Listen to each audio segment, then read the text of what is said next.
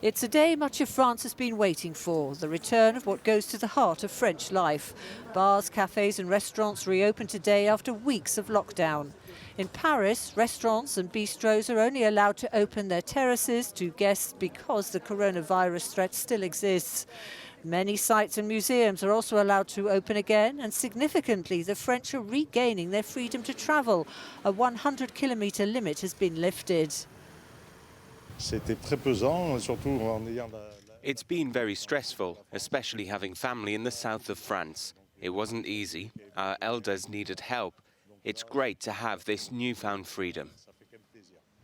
But the Dutch are one step ahead. Their cafes and bars reopened 24 hours earlier. According to the rules, a maximum of 30 people are allowed in restaurants, cafes, theatres, concert halls and cinemas, as long as the 1.5-metre social distancing rules can be kept. We took the opportunity to sit on the terrace. It's very important, right?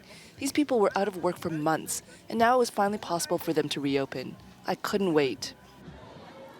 In Spain, on the day that it reported 0 deaths from COVID-19 for the first time since March, much of its population moved into phase 2 of lockdown easing. It includes giving secondary schools the option to reopen with classes no bigger than 15 pupils. Teachers wear a mask, but students are not required to wear one, although we recommend it.